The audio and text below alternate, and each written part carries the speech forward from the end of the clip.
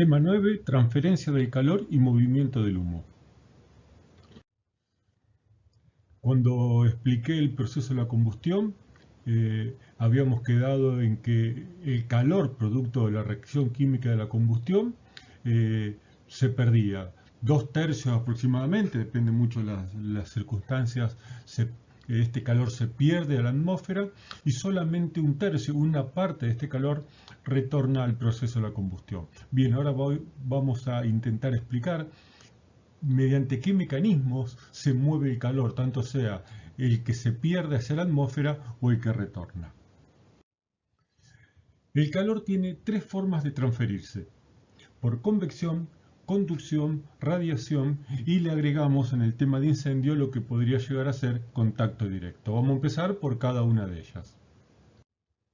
Contacto directo. El contacto directo se da básicamente por las llamas. Esto es algo que fácil de entender: si ponemos la mano sobre la llama nos quemamos. Y el otro mecanismo que tiene el contacto directo de propagar un incendio es mediante las ascuas, estas pequeñas partículas que son llevadas por la corriente del humo lejos del fuego primario. El contacto directo no participa del proceso de la combustión, no es parte del 2/3 del calor que se pierde, ni de 1/3 del calor que retorna, pero sí interviene en la propagación de incendios. Las llamas, al tocar o al flamear por un combustible que no está prendido fuego, lo van a calentar y lo van a pirolizar, y las ascuas pueden propagar los incendios desde el fuego primario hacia varios kilómetros mucho alejados del fuego primario, como en el caso de lo que sucede en los incendios forestales. La conducción. La conducción es la transferencia más fácil de entender, es la que sucede, la que se da en los cuerpos sólidos, y por lo tanto el calor se mueve de un extremo al otro del cuerpo sólido sin que haya transferencia de materia entre ellos.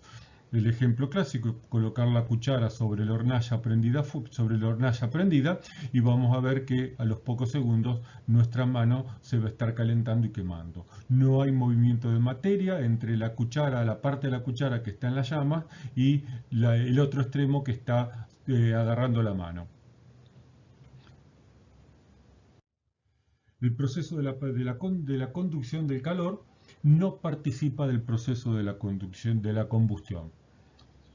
Sí participa, y es un factor muy importante en la propagación de incendio, tanto sea porque los aceros, especialmente los que se usan en la construcción, se dilatan, y porque a medida que aumenta la carga térmica, aumenta la temperatura del acero, estos pierden resistencia y por consiguiente se produce un fenómeno de inestabilidad estructural que afecta obviamente a la estabilidad de la estructura, pero también a la vida y a la seguridad de los bomberos que están haciendo frente al incendio. Convección. La convección es el transporte o movimiento del calor mediante el movimiento de fluidos, sean estos líquidos como el agua o gases como el aire. La convección se da porque el fluido que está más cerca de la fuente del calor se dilata, se vuelve menos pesado que el aire que lo rodea, por lo tanto asciende. Cuando asciende se encuentra en la parte superior con fluido, puede ser aire o agua, depende de que se esté calentando, más frío, por lo tanto aumenta su densidad y vuelve a descender, y así se da el ciclo de movimiento de convección presente en el movimiento de aire dentro de una habitación, tanto sea con calefacción o con aire acondicionado frío. La convección está presente en la propagación de los incendios porque obviamente el humo, los gases calientes, los inquemados, los gases tóxicos producto de la combustión se suben producto del fenómeno de convección y arrastran calor consigo. Por lo tanto, donde van los inquemados va el incendio, donde va el calor va el incendio, porque es parte del calor que aporta la pirolización de los nuevos combustibles. 1/3 del calor que se pierde hacia la atmósfera es producto de la convección. Radiación. La radiación es la emisión de calor de un cuerpo debido a su temperatura. Por lo general, para poder percibir el calor de radiación, necesitamos que el cuerpo esté a una temperatura suficientemente elevada, como se da por lo general en un cuerpo al rojo vivo o en la llama del proceso de la combustión. Una de las características de la radiación es que no hay nada, no hay un fluido, no hay un sólido, no hay una materia que necesite la radiación para poder moverse de un lado para el otro. El ejemplo más clásico lo tenemos con el Sol. Entre el Sol y la Tierra no hay vacío y la radiación del Sol nos está llegando. Una de las características de la radiación es que sus ondas son invisibles, pero fundamentalmente la característica multidireccional de la fuente de emisión de radiación. Esto hace que un tercio del calor que se pierde sea por radiación y el tercio del calor que usa el combustible para seguir pirolizando, para seguir pudiendo generar gases combustibles, se debe a la radiación. Y esto es muy importante porque hay agentes extintores que lo que van a hacer es apantallar el calor de la radiación y capturar esta parte del calor o evitar que esta parte del calor llegue al combustible para que éste pueda seguir pirolizando gases.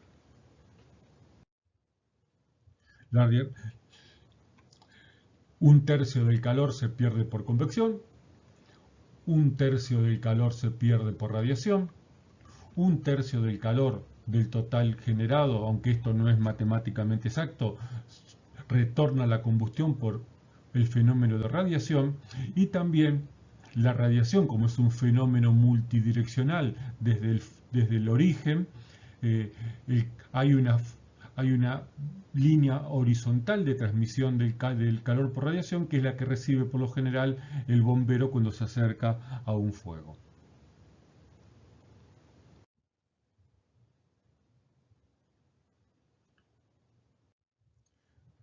Formas o modos que tiene el humo de propagarse, y con el humo el calor, y con el humo los inquemados, los gases tóxicos y demás elementos que transporta, que son producto de la combustión. El primer movimiento va a ser vertical ascendente. Se forma un penacho que va a estar compuesto por el humo, partículas incandescentes, por inquemados, por gases tóxicos como cianhídrico, clorhídrico,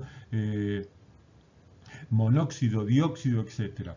Si no hubiera ningún techo, el penacho asciende hasta la atmósfera, hasta la estratosfera, se diluye y se pierde. Pero si nos encontramos en un ambiente cerrado, como puede ser una habitación con un techo, el segundo movimiento, como no tiene posibilidad de seguir ascendiendo, el segundo movimiento va a ser horizontal.